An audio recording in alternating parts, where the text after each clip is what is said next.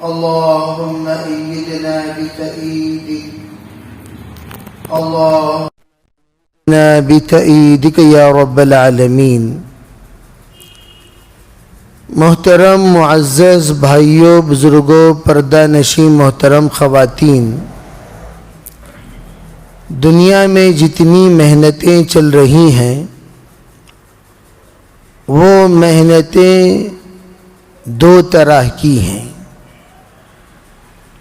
ایک محنت مثبت پہلو کی، ایک محنت منفی پہلو کی۔ ایک محنت تعمیر کی، دوسری محنت تخریب کی۔ ایک محنت بنانے کی، دوسری محنت بگاڑنے کی۔ ایک محنت آراستہ پیراستہ کرنے کی، دوسری محنت تباہ و برباد کرنے کی۔ اگر آپ کائنات میں طائرانہ جائزہ لیں، آپ کو پتہ چلے گا ہر ایک اپنی چیز کو اچھی کہتا ہے، بہتر کہتا ہے، افضل کہتا ہے، اعلیٰ کہتا ہے۔ حقیقت میں دیکھا جائے اس کے سائیڈ ایفیکٹس، اس کی خرابیاں، اس کی تباہیاں، اس کے نقصانات کائنات میں کبھی بیان نہیں کیے جاتے۔ امانت دار ڈاکٹروں کا یہ کہنا ہے جب بھی ہم لوگ ایلوپیتھک کی تعلیم حاصل کرتے ہیں تو سب سے پہلے ہمیں سائیڈ ایفیکٹس پڑھایا جاتا ہے، اس لیے کہ کوئی بھی کیمیکل ایسی نہیں ہے جو بغیر سائیڈ ایفیکٹ کے ہو۔ سائیڈ ایفیکٹس پہلے پڑھاتے ہیں، بعد میں ایفیکٹس پڑھاتے ہیں۔ پہلے یہ بتاتے ہیں جو بھی گولیاں آپ کھائیں گے اس سے تکلیف کیا ہوگی، پھر یہ بتائیں گے اس سے صحت کیا ہوگی۔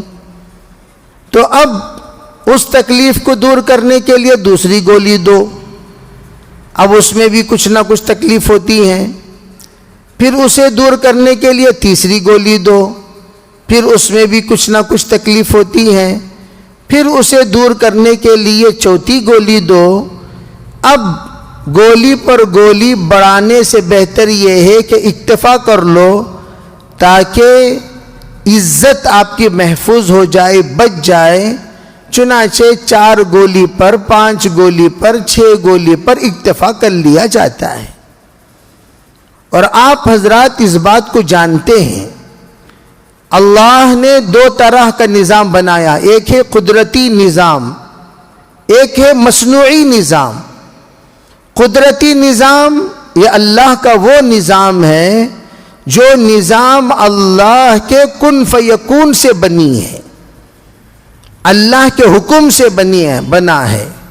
یہ تمام چیزیں، یہ تمام نظام اللہ کے حکم پر چلتے ہیں۔ ایک مصنوعی نظام ہے جس کو انسان نے بنایا، انسان کے سوچ سے، انسان کے سمجھ سے، انسان کے فکروں سے، انسان کے جذبات سے، انسان کے خیالات سے اس نے ایک نظام بنایا۔ وہ نظام ہے مصنوعی نظام، دنیا کا نظام۔ اور جتنے لوگ قدرتی نظام کو ماننے، اللہ نے ان کو منزل تک پہنچا دیا۔ جائے ظاہری اعتبار سے قدرتی نظام کو ماننے والے بہت کم ہوتے ہیں۔ جیسے آپ جائزہ لیں، دنیا کے پیچھے بھاگنے والے کتنے، کلمے کے پیچھے بھاگنے والے کتنے، سائنس کے پیچھے بھاگنے والے کتنے، قرآن کے پیچھے بھاگنے والے کتنے، مال کے پیچھے بھاگنے والے کتنے، اعمال کے پیچھے بھاگنے والے کتنے، خبر کے پیچھے بھاگنے والے کتنے، احبار کے پیچھے بھاگنے والے کتنے، قصور کے پیچھے، محلات کے پیچھے، عمارتوں کے پیچھے، بلڈنگوں کے پیچھے بھاگنے والوں کی تعداد کتنی، اور وہ لوگ جو قصور کو چھوڑ کر قبور کی فکر کرتے ہیں یعنی قبروں کی فکریں کرنے والے کتنے، مال کے پیچھے کتنا بھاگتے ہیں، حساب کے پیچھے کتنا بھاگتے ہیں. اندازہ لگایا جائے گا کہ اعمال کے پیچھے انگلیوں سے گن سکتے ہیں، اتنے ہی لوگ بھاگتے ہیں. اگر آپ جائزہ لیں دین کو سمجھنے کے لیے کتنے لوگ آتے ہیں، دین کو بسانے کے لیے کتنے لوگ آتے ہیں، دین کو پھیلانے کے لیے کتنے لوگ آتے ہیں، دین کو سمجھانے کے لیے کتنے لوگ آتے ہیں، لیکن دین کو برباد کرنے کے لیے کتنا بڑا قافلہ کام کرتا ہے. اگر دیکھا جائے تو دین کا کام کرنے والے نمک کے برابر، باطل بہت بڑا ہے. خدا کی قدرت بولنے والے نمک کے برابر، شکر کے برابر، لیکن خدا کے خلاف بولنے والے بہت بڑا ہے. خبر جو اللہ کے رسول نے دی، نبی علیہ السلام نے ہمیں سمجھایا، اللہ نے دی، صحابہ نے دی، اولیاء نے دی، اتقیاء نے دی، ان خبروں کے پیچھے چلنے والے کتنے، اور نظر جس کو لوگوں نے دکھایا اس کے پیچھے بھاگنے والے کتنے. حضرات صحابہ کو حضور نے یہی سمجھایا، نظر کے پیچھے بھاگو مت، نظر ہمیشہ دھوکہ ہے. کبھی بھی کسی بھی وقت نظر کے پیچھے بھاگنے والا خسارے میں پڑ جائے گا.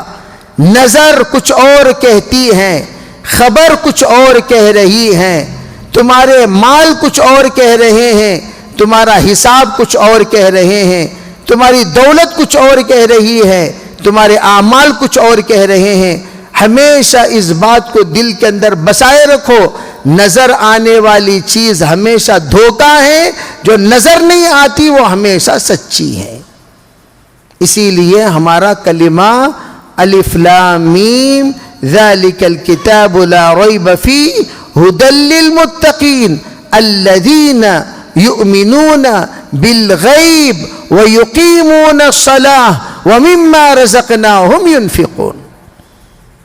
ایمان والے کون ہیں؟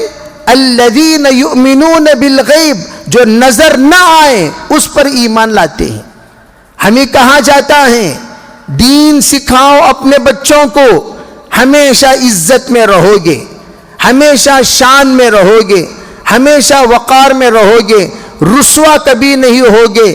تمہاری دنیا بھی اللہ چمکائے گا، تمہاری آخرت بھی اللہ چمکائے گا، دین میں بھی اللہ عزت دے گا، دنیا میں بھی اللہ عزت دے گا، یہاں بھی اللہ عزت دے گا، وہاں بھی اللہ عزت دے گا. لیکن لوگوں کو یہ بات سمجھ میں نہیں آتی، لوگ اس کی طرف توجہ بہت کم دیتے ہیں.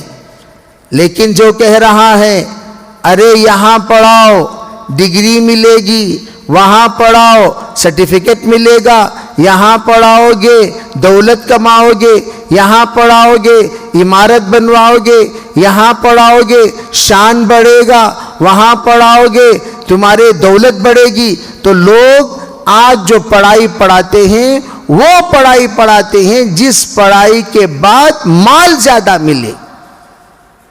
آپ پوچھئے کسی کے پاس، پہلے لوگ پڑھاتے تھے اخلاق سیکھنے کے لیے، پہلے لوگ پڑھاتے تھے اعمال بدلنے کے لیے، پہلے لوگ پڑھاتے تھے جہالت دور کرنے کے لیے، پہلے لوگ پڑھاتے تھے عزت والا بننے کے لیے، اور آج لوگ پڑھا رہے ہیں مال و دولت کمانے کے لیے. جس سرٹیفکیٹ میں جتنا پیسہ اس سرٹیفکیٹ کا اتنا ویلیو، اور جس اسٹڈیز میں جتنا پیسہ اس اسٹڈیز میں اتنا مہنگائی. علماء دیکھ رہے ہیں کہ بار بار سمجھانے، فری پڑھائی دین کی پڑھائی جاتی ہے لیکن اس کی کوئی قدر نہیں. مہنگی پڑھائی دنیا کی پڑھائی جاتی ہے، لوگ کیوں میں کھڑا کر کے کھڑ کے بچوں کی ایڈمیشن کرواتے ہیں، بچوں کی ایڈمیشن کرواتے ہیں. اور خصوصاً میں تو پوچھتا ہوں سافٹ ویئر انجینئرز آج کل بہت بن رہے ہیں، بنتے جا رہے ہیں دن بدن. دیکھو جہاں بھی، ارے بھئی ہر ایک اسی چکر میں رہتا ہے میرا بھی داماد سافٹ ویئر انجینئر بن جائے، میرا بھی داماد سافٹ ویئر انجینئر بن جائے، میرا بھی داماد سافٹ ویئر انجینئر بن جائے. سالہ بھی سافٹ ویئر، بھیا بھی سافٹ ویئر، بہنی بھی سافٹ ویئر، چچا بھی سافٹ ویئر، تا یا بھی soft where, sub soft where کے پیچھے پڑ گئے. کیوں؟ کمائی ہے. ان الناس قد مالوا الی من عنده مال، لوگ ان کی طرف چلے گئے جن کے پاس مال ہے. مال جن کے پاس ہے لوگ ان کی طرف دوڑتے ہیں، جن کے پاس مال نہیں ہے ان کی طرف کوئی دوڑتا ہی نہیں. تو آج لوگ جو پڑھ رہے ہیں وہ پڑھائی پڑھ رہے ہیں جس پڑھائی میں پیسہ ہے، جس پڑھائی میں کمائی ہے، جس پڑھائی میں دولت ہے، جس پڑھائی میں دنیاوی اعتبار سے ترقی ہے، وہ پڑھائی پڑھاتے ہیں. جب ان سے کہا جاتا ارے بھائی یہ پڑھائی پڑھاؤ، تو سب سے پہلے لوگ پوچھتے ہیں حافظ بنانے سے یہ بچے کو ملے گا کیا؟ عالم بنانے سے یہ بچے کو ملے گا کیا؟ دین سیکھنے سے یہ بچے کو ملے گا کیا؟ قرآن سکھانے سے یہ بچے کو ملے گا کیا؟ ہمیشہ لوگوں کے دماغوں میں یہ بات رہتی ہے کہ ہم لوگوں کو یہ بچہ پڑھانے سے مال آنا چاہیے. اعمال چاہے کتنا غارت ہو جائے اس کی ذرا برابر فکر نہیں، جس کا نتیجہ یہ ہوا آج ہمارے بچے اسکول میں پڑھ رہے ہیں، اخلاق نہ سیکھنے کی وجہ سے، عبادت نہ سیکھنے کی وجہ سے، کلمہ نہ سیکھنے کی وجہ سے، دعا نہ سیکھنے کی وجہ سے، سیرت نہ سیکھنے کی وجہ سے، ادب نہ سیکھنے کی وجہ سے، سب کے سب علم تو سیکھ رہے ہیں پڑھائی، لیکن پڑھائی کے ساتھ عیاش بھی بن رہے ہیں، آوارہ بھی بن رہے ہیں، گندی نظریں بن رہی ہیں، گندے اخلاق بن رہے ہیں، گندے سوچ بن رہے ہیں، فحاشی عام ہو رہی ہے، عیاشی عام ہو رہی ہے. یہاں تک کہ چھوٹے چھوٹے بچے اور بچیاں ایسی بے حیا و شرارتوں میں لگ گئے جس کو سننا بھی ہمارے کان گوارا نہیں کرتے، جس کا سوچنا ہمارے دل اور دماغ سے بالا تر چیز ہے، جس کے بارے میں تصور کرنا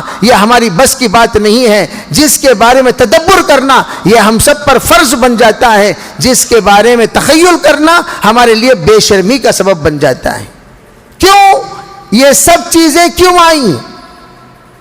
آج بچیوں کو جنم دینے کے بعد ہمارے اندر ایک فکر فوراً پیدا ہو جاتی ہے، ارے بھی بچیوں کے سلسلے میں، بچوں کے سلسلے میں ان کے اخلاق خراب نہ ہو، نظر خراب نہ ہو، سوچ خراب نہ ہو، ماحول خراب نہ ہو. اچھے اچھے بچے اسکول کو جا کر خراب ہو کر آ رہے ہیں. کیوں؟ وجہ کیا ہے؟ 6th standard, 7th standard, 8th standard, ان بچوں کا دماغ خراب کیسے ہوا؟ ان بچوں کا دماغ تباہ کیسے ہوا؟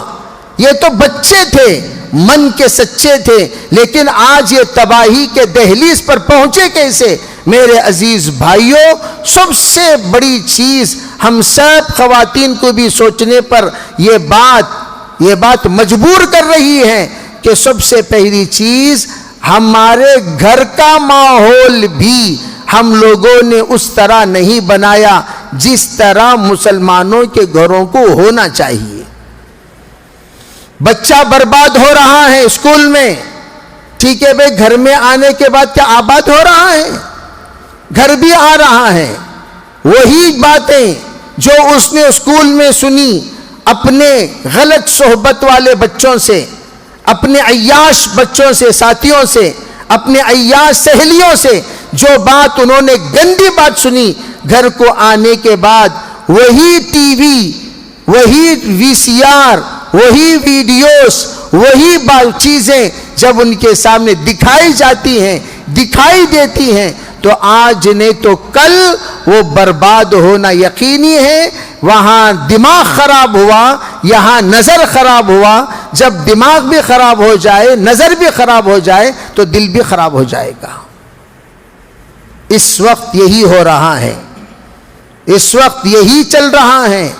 اس وقت ہمارے تمام کی گھر گھر کی فکر کی بات ہے، فرد کی فکر کی بات ہے، ہر ایک کی سوچنے کی بات ہے.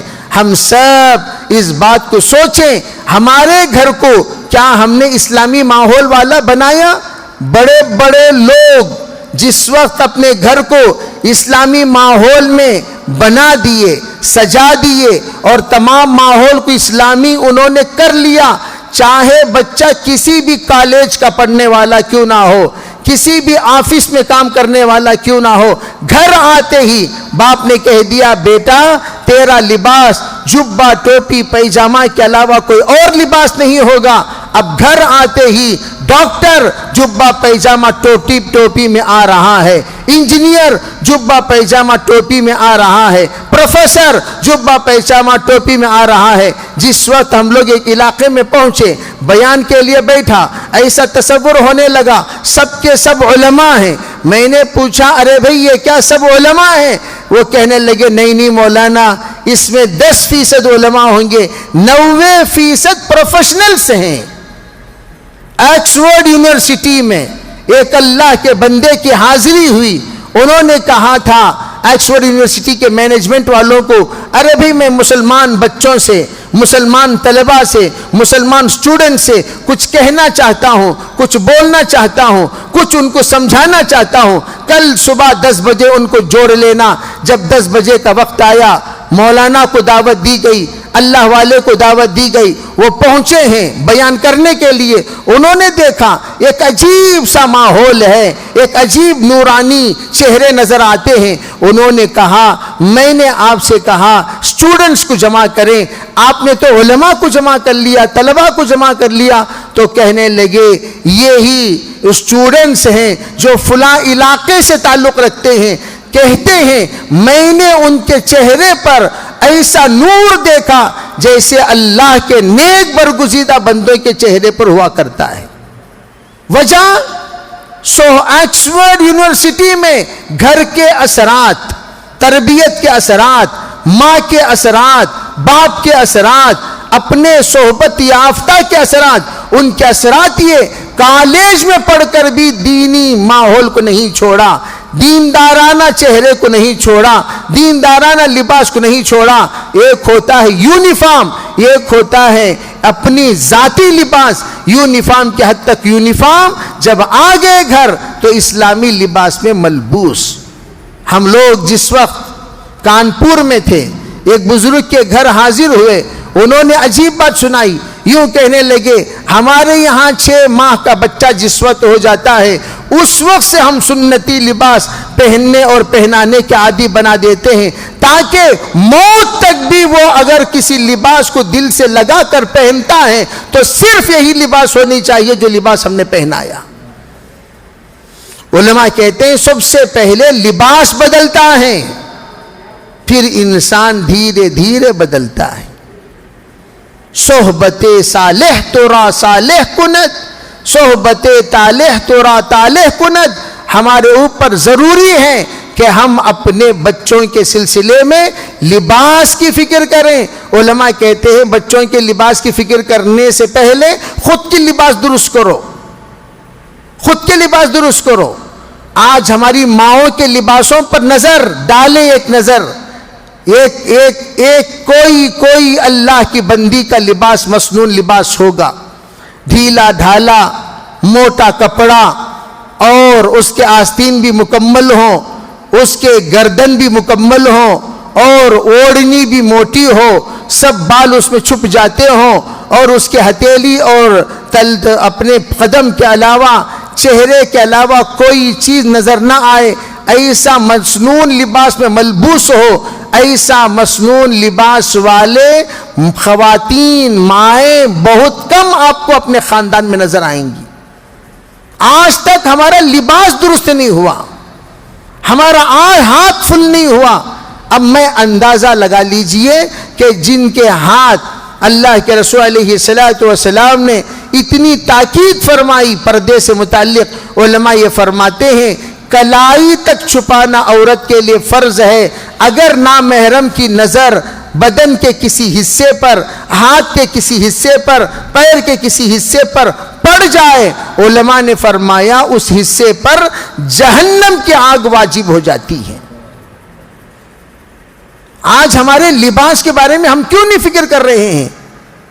ارے بچی 6 سال 7 سال 8 سال کی ہو گئی، ابھی بھی آپ اس کو آوارہ لباس پہناتے ہو، بے حیائی لباس پہناتے ہو، بے شرمی والا لباس پہناتے ہو، وہاں تو اللہ کے بندہ 6 مہینے سے لباس مسنون پہنا رہا ہے، اور یہاں 6 سال کے ہو گئے، 16 سال کے ہو گئے، اب بھی چھوٹی بچیسنا چھوٹی بچیسنا چھوٹی بچیسنا بول بول بول بول کر ایسا آوارہ لباس کے عادی بنا دیا۔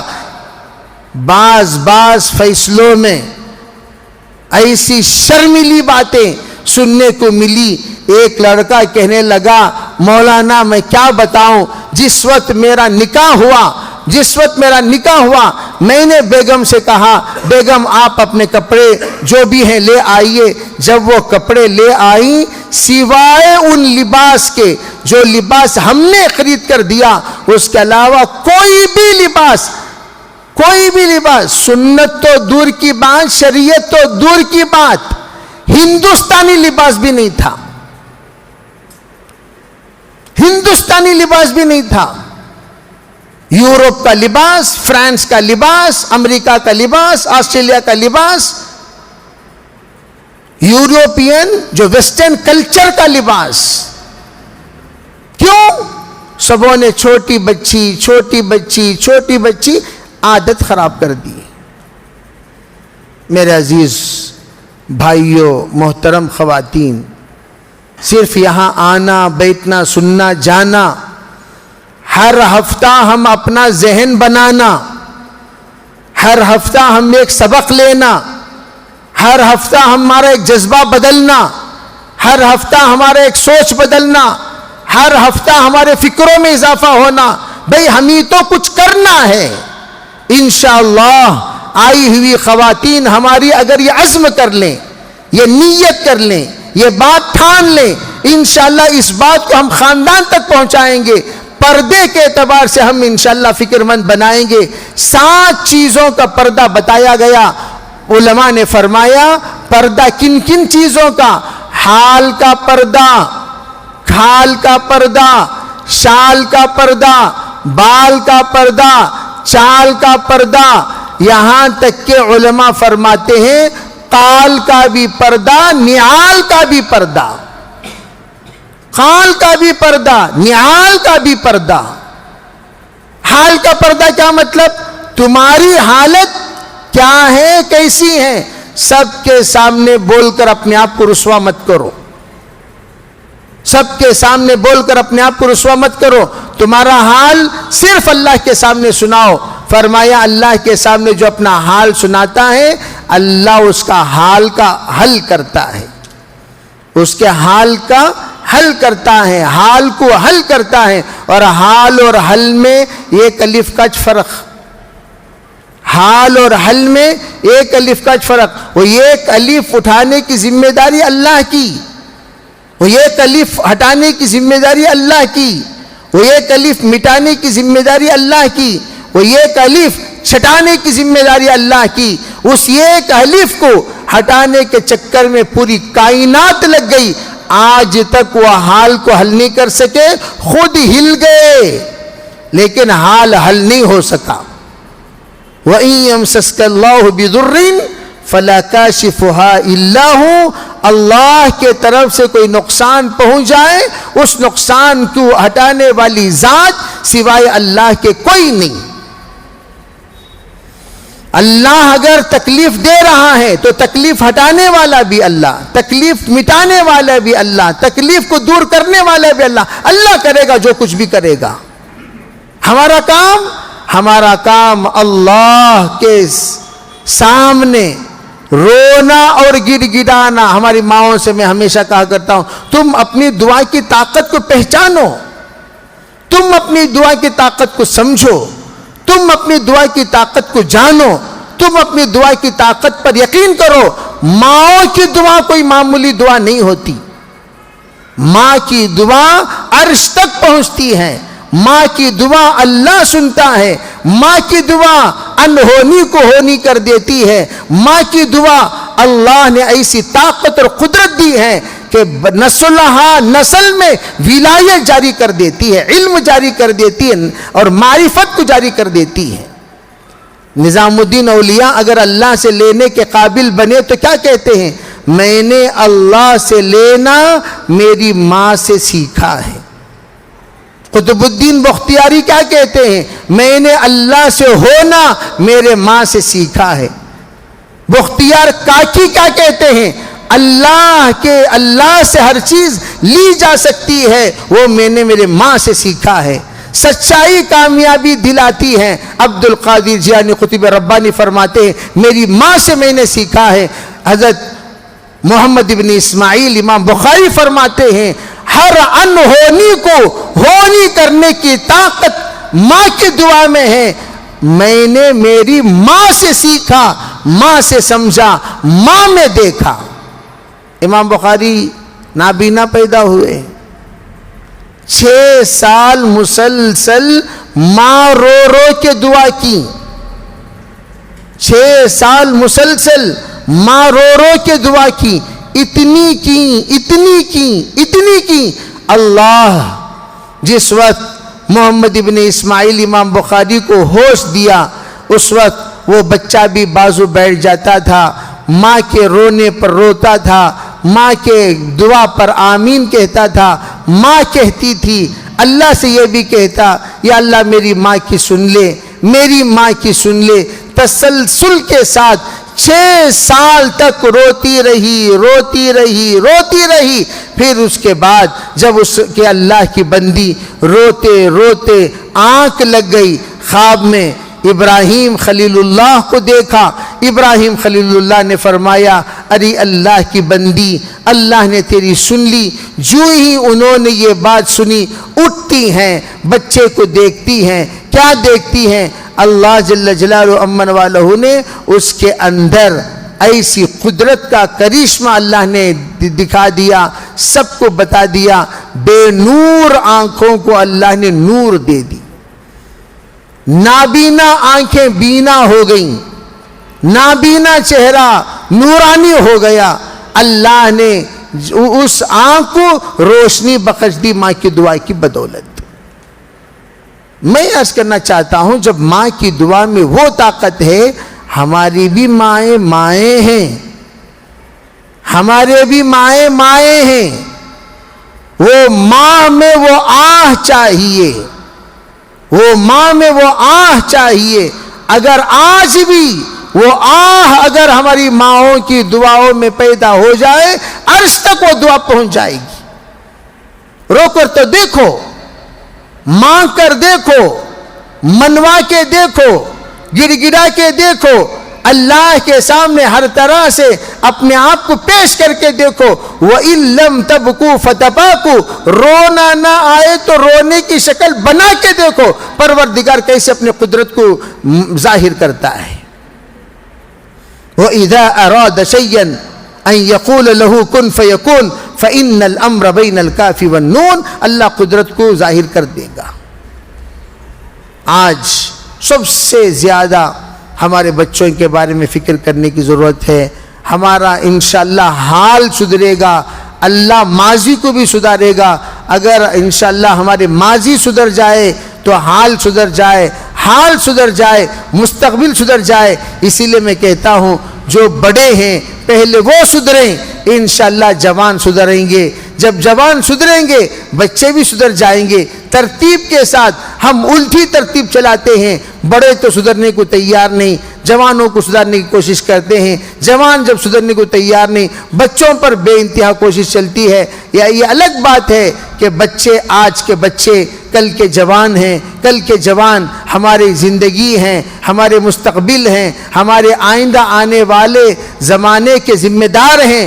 ہم ان کی قدر کرتے ہیں، احترام کرتے ہیں ضرور، لیکن ہم بھی تو سدھریں۔ اس وقت قرآن اگر کہہ رہا ہے تو ہم سے کہہ رہا ہے، شریعت کہہ رہی ہے ہم سے کہہ رہی ہے، اذان دی جا رہی ہے ہمیں دی جا رہی ہے، بیان کیا جا رہا ہے ہمیں کیا جا رہا ہے، سمجھایا جا رہا ہے ہمیں سمجھایا جا رہا ہے، بتایا جا رہا ہے ہمیں بتایا جا رہا ہے، مکلف بنایا گیا تو ہم بنائے گئے، اللہ نے ہمیں حکم دیا تو ہمیں حکم دیا، اس لیے کہ اللہ نابالغ نابالغوں سے مخاطب نہیں ہوتا، نہ شریعت نابالغوں سے مخاطب ہوتی ہے۔ جو بالغ ہو چکے ہیں ان سے شریعت کہتی ہے، ان کو شریعت بتاتی ہے، ان کو شریعت سمجھاتی ہے، ان کو شریعت ہر طرح کے مسائل کا حل سلجھاتی ہے۔ اس لیے ہم پر ذمہ داری ہے کہ ہم سب سے پہلے یہ نیت کر لیں، انشاءاللہ ہم اپنے حال کو اللہ کے سوا کسی کے سامنے نہیں سنائیں گے، پہلی بات۔ دوسری بات، پہلی چیز حال ہے، دوسری چیز جو فرمایا گیا بال کو پردے میں رکھا کرو، بال کو پردے میں رکھا کرو۔ تفصیلات سے انشاءاللہ میں آئندہ بھی آپ حضرات کے سامنے پردے کے سلسلے میں تفصیل سے روشنی ڈالوں گا، اب میں صرف گنوا دیتا ہوں، بال کو پردے میں رکھا کرو۔ تیسری چیز کیا ہے؟ فرمایا کھال کو پردے میں رکھا کرو۔ کھال فرمایا، کھال کسے کہتے ہیں؟ علماء کہتے ہیں اپنی چمڑی کو پردے میں رکھا کرو۔ چمڑی کسے کہتے ہیں؟ ارے بھائی ہمارے بدن کا رنگ کیا ہے؟ وہ رنگ کسی کو نظر نہیں آنا چاہیے، نہ ہاتھ کے ذریعے سے نظر آئے، نہ پیر کے ذریعے سے نظر آئے، نہ آنکھ کے گوشوں سے نظر آئے، کسی بھی طرح سے ہمارے رنگ نظر نہ آئے۔ اسی لیے فرمایا نہ رنگ نظر آئے، نہ چال کا ڈھنگ نظر آئے، نہ رنگ نظر آئے، نہ چال کا ڈھنگ نظر آئے۔ اسی لیے فرمایا چال کا پردہ۔ حضرت فاطمہ زہرا 17 سال کی ہونے کے باوجود وہ ایسا چلتی تھی جھک کر جیسے 70 سال کی خاتون ہے۔ کیوں؟ 17 سال یہ نوجوان خاتون، اس خاتون کی طرف نظریں جوان عورتوں کی طرف الگ ہوتی ہیں، بوڑھی عورتوں کی طرف الگ ہوتی ہیں۔ علماء نے فرمایا حضرت فاطمہ زہرا کا جھک کر چلنا اس لیے تھا تاکہ لوگ جب دیکھیں تو رحمت کی نظر سے دیکھیں، نظر پڑے بوڑھی خاتون پر تو بوڑھی کی خاتون پر ہمدردی، بوڑھی خاتون پر ایک اعتبار سے شفقت، ایک اعتبار سے رحمت لوگوں کے اندر پیدا ہوتی ہے، وہ نظر بدل جائے اس لیے فاطمہ زہرا ذرا جھک کر چلا کرتی تھی، اور درمیان میں نہیں، چال کا پردہ فرمایا درمیان میں چلنا بے حیائی والا چال ہے، درمیان میں چلنا بے شرمی والا چال ہے۔ عورتیں کیسے چلیں؟ فرمایا راستے کے کنارے پر ہوتے چلیں۔ ایک زمانہ تھا کہ ہم جس وقت سڑکوں پہ جایا، بچپن بڑے بڑے لوگوں کو ہم نے دیکھا جب وہ لوگ سڑکوں پر چلتے تھے مرد حضرات، تو عورتیں اپنے چال کو روک لیتی تھیں اور دیوار کی طرف اپنے رخ کر لیتی تھیں تاکہ چال کا کسی کو پتہ نہ چلے کون جا رہی ہیں کون آ رہی ہیں، سب دیوار کی طرف منہ کر لیا کرتی تھی۔ مرد حضرات گزر جاتے پھر عورتیں چلتی تھی۔ یہ ان گاؤں کی بات کر رہا ہوں جن گاؤں میں علم پہنچا ہی نہیں، ان علاقوں کی بات کر رہا ہوں جن علاقوں میں علم گیا ہی نہیں۔ عجیب شرم و حیا کا ماحول تھا، اور آج کل ایسے بے شرم اور بے حیاؤں کا ماحول ہے، عورتوں کو دیکھ کر مردوں کو پردہ کرنا پڑتا ہے۔ مرد حضرات فل ہینڈ شرٹ، مرد حضرات فل پینٹ، مرد حضرات کوٹ، مرد حضرات مکمل لباس میں ملبوس۔ ان کو شرم کرنا پڑتا ہے ان لوگوں کو دیکھ کر جو لوگ ایسے لباس میں ملبوس ہوتے ہیں جس کو دیکھ کر یہ ہنود بھی شرماتے ہیں۔ تو اس لیے علماء فرماتے ہیں ہم مسلمان خواتین، پردہ کرنے والے خواتین، پردہ کرنے والی عورتیں بے پردہ عورتوں سے بھی پردہ کرنا چاہیے۔ بے پردہ عورتیں یہ عورتیں نہیں ہیں، حکماً مرد ہیں۔ مسترجلات من النساء، لعن اللہ المسترجلات من النساء، اللہ کے رسول نے فرمایا لعنت ہو ان عورتوں پر جو مردانگی اختیار کرتی ہیں عورت ہو کر۔ مردانگی کیا مطلب؟ پھٹک پھٹک کے چلنا، راستے کے بیچ میں چلنا، اینٹ کر چلنا، آواز کے ساتھ چلنا، زور زور سے بات کرتے، یہ مرد حضرات کے ہوتے ہیں حرکتیں۔ اس طرح یہ بھی زور زور سے بات کرتے ہوئے سڑکوں پہ چل رہی ہیں، درمیانی راستے میں چل رہی ہیں، وغیرہ وغیرہ۔ علماء نے فرمایا حدیث پاک میں مردانگی جو کہا گیا، مرد پردہ نہیں کرتا، یہاں عورت بھی پردہ نہیں کرتی، اس پر لعنت فرمائی۔ لعن اللہ الواشمہ والمستوشمہ والنامصہ والمتنمصہ۔ جب لعنت فرمائی، ایک خاتون نے پوچھا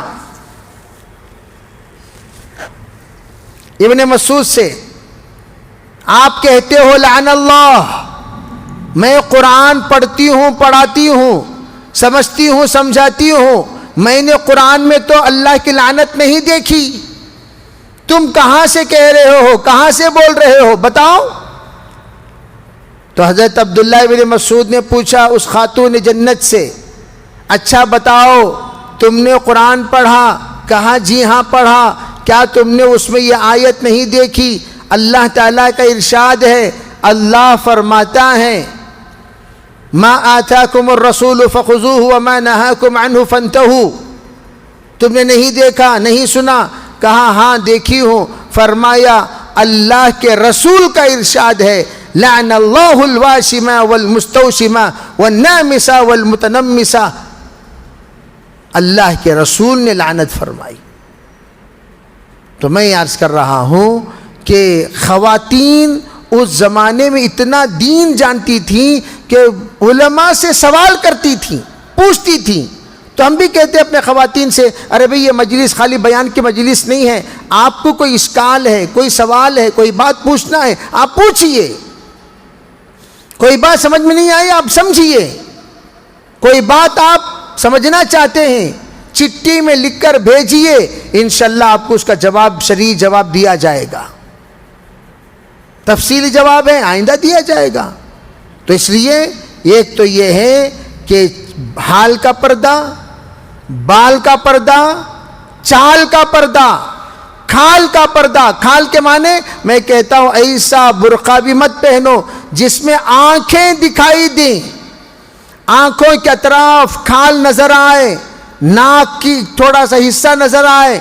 اس زمانے میں حضرت مدینہ منورہ میں صحابہ کرام کا جو برقع ہوتا تھا، صحابیات کا، وہ برقع مکمل طور پر تھیلے کی طرح اوپر سے نیچے تک ایک گول دائرہ والا برقع ہوتا تھا۔ ٹوپی کی طرح ٹوپی پہن لیا کرتی تھی، گول برقع، اس میں بیچ میں ایک سوراخ ہوتا تھا، جو اس وقت افغانی لوگ برقع پہنتے ہیں۔ اس افغانی برقع اصل مسنون برقع ہے، پاکستان میں بھی وہ برقعے پائے جاتے ہیں۔ دیوبند میں پرانی عورتیں، پرانی خواتین آج بھی وہ برقع پہنتی ہیں، جو برقع افغانی والا برقع، مدینے والا برقع تھا، اس میں بیچ میں ایک جال ہوا کرتا تھا، اسی جال کو آہستہ دیکھتے ہوئے راستہ لیتے ہوئے چلتی تھی۔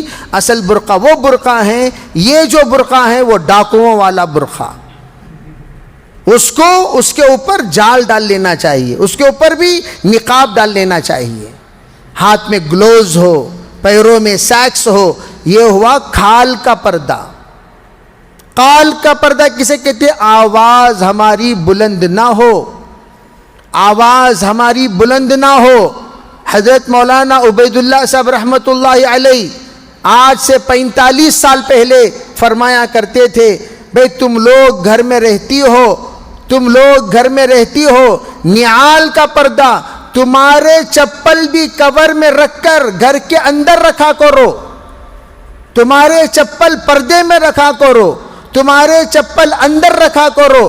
حضرت سے پوچھا گیا کیوں؟ فرمایا جس کے دل کے اندر فتنہ ہوتا ہے، شرارت ہوتی ہے، خباثت ہوتی ہے اور کمینہ ہوتا ہے، وہ چپل کو دیکھ کر بھی اندازہ لگاتا ہے اندر رہنے والے خواتین کیا کیا عمر کی ہیں۔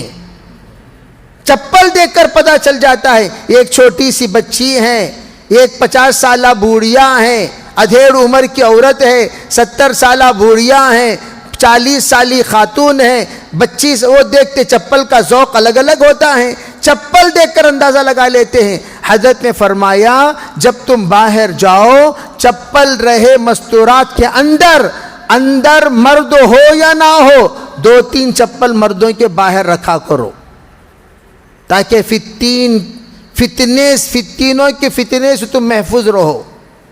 باہر مردوں کے چپل ہوتے نہیں ہوتے، وہ چپل رکھا کرو، ایسا رکھا کرو دیکھنے والا یہ محسوس کرنا چاہیے اندر مرد حضرات موجود ہیں۔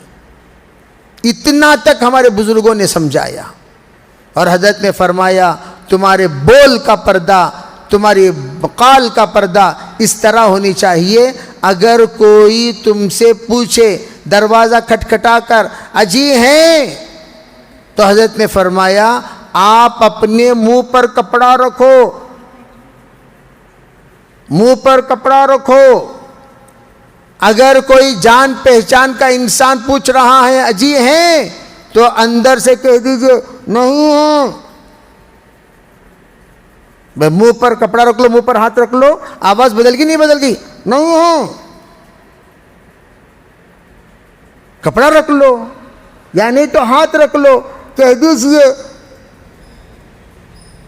اگر کوئی اجنبی پوچھ رہا ہے کوئی ہے تو آپ کہہ دیجئے مصروف ہیں، مصروف ہیں، کہہ دیجئے۔ نہیں ہے مت بولو، شرارت ہوگی، خباثت ہوگی، بے حیائی ہوگی، نہیں ہے مت بولو، یوں کہو مصروف ہیں۔ جہاں بھی ہیں وہاں مصروف ہے نہیں ہے، بیت الخلاء میں رہے تو بھی مصروف ہیں، چو بولنے کی ضرورت نہیں، بیت الخلاء میں ہی کر کو کیا بولنا، مصروف ہیں۔ میرے عزیز بھائیوں، پردہ نشین خواتین، دین بہت کچھ سیکھنا باقی ہے، انشاءاللہ دھیرے دھیرے آپ حضرات کے سامنے باتیں آتی رہیں گی۔ نیت کریں انشاءاللہ ہم آج سے ضرور ہمارے گھر کو با حیا، با پردہ، با شرع بنانے کی ہم کوشش کریں گے۔ اللہ تعالی ہمیں سریے کو عمل کی توفیق عطا فرمائے۔ انشاءاللہ آئندہ سے کوئی بھی سوال ہو بچوں کے ذریعے سے بھیجیں، انشاءاللہ جواب دیا جائے گا۔ لک الحمد و لک الشکر، اللہم صلی علی سیدنا محمد وعلی آل سیدنا محمد وبارک وسلم۔ اللہم تقبل منا ما کان صالحا وصحنا ما کان فاسدا، رب اغفر وارحم وتجاوز ما تعلم انک انت العزیز الاکرم۔ اللہم لا سهل الا ما جعلته سهلا، اللہم لا سهل الا ما جعلته سهلا، اللہم لا سهل الا ما جعلته سهلا، اللہم فقہنا فی الدین وعلمنا القرآن الحکیم۔ اے اللہ ہم سب کے بیٹھنے کو قبول فرما، ہم سب کے گناہوں کو معاف فرما، ہمارے خطایا سے درگزر فرما۔ یا اللہ ہمارے بیٹھنے کو بے انتہا قبول فرما کر زندگی کے بدلنے کے فیصلے فرما، زندگی کے بدلنے کے فیصلے فرما، زندگی کے بدلنے کے فیصلے فرما۔ یا اللہ ہماری زندگی کے تمام جتنی بھی کمزوریاں ہیں سب کو دور فرما، جتنی بھی پریشانیاں ہیں سب کو دور فرما، جتنی بھی مصیبتیں ہیں سب کو دور فرما۔ ہم سب کی تربیت فرما، مردوں کی بھی تربیت فرما، عورتوں کی بھی تربیت فرما، جوانوں کی بھی تربیت فرما، بچوں کی بھی تربیت فرما، دین سے تعلق اور دین سے رشتہ نصیب فرما۔ دنیا پڑھتے پڑھتے بے دین ہونے سے ہمیں بچا کر، یا اللہ دنیا پڑھتے پڑھتے دیندار بن کر زندگی گزار کر دنیا سے جانے کی توفیق عطا فرما۔ یا اللہ نیک ماؤں کے صفات ہمارے ماؤں میں منتقل فرما، نیک باپ کے صفات ہمارے باپوں میں منتقل فرما، نیک بچوں کی صفات ہمارے بچوں میں منتقل فرما۔ یا اللہ تیرے حبیب نے امت کے حق میں جو بھی خیر کے لیے ان کی دعائیں مانگی ہیں، یا اللہ ہمیں ساری امت کو نصیب فرما۔ جن شرور سے پناہ مانگی ہمیں اور ساری امت کو پناہ نصیب فرما۔ یا اللہ جو باتیں کہی گئیں ان باتوں کو سمجھنے، ان باتوں کو پھیلانے، ان باتوں پر عمل کرنے کی توفیق عطا فرما۔ یا اللہ مسجد کی طرف سے، مدرسے کی طرف سے یہ انتظام کیا گیا ہے ان کو بھی اپنے شائن شان بدلہ نصیب فرما۔ یا اللہ ہمارے مستورات کے مدرسے کو ترقی نصیب فرما، سب مدرسے میں آ کر پڑھنے والی بنے ایسے فیصلے فرما، تمام بچے بھی مدرسے میں مکتب میں آ کر پڑھنے والے بنے ایسے فیصلے فرما۔ یا اللہ ہمارے خواتین کو ہر دن ہر مرتبہ جب بھی یہاں آتی ہیں ہر ہفتہ اس وقت میں اپنے ساتھ یا اللہ دو سہیلیوں کو، دو متعلقین کو، دو رشتہ داروں کو، دو اڑوس پڑوس کو ساتھ لانے کی توفیق عطا فرما۔ اس کے ذریعے سے پورے محلے میں انقلاب پیدا فرما، پورے محلے میں انقلاب پیدا فرما، پورے محلے میں انقلاب پیدا فرما۔ یا اللہ تیرے راستے میں نکلنے کی ہمیں توفیق عطا فرما، اپنے فضل سے اپنے کرم سے ہمارے گھروں میں تعلیم شروع فرما۔ یا اللہ تعلیم کا تعلق ہر ایک کے فرد کے یا اللہ ذات کے ساتھ جڑ جائے ایسے فیصلے فرما۔ جو کچھ مانگا گیا وہ بھی نصیب فرما، جو مانگنے سے رہ گیا وہ بھی نصیب فرما۔ اپنے فضل سے اپنے کرم سے ہماری دعاؤں کو قبول فرما۔ ربنا تقبل منا ما كان صالحا واصلح لنا ما كان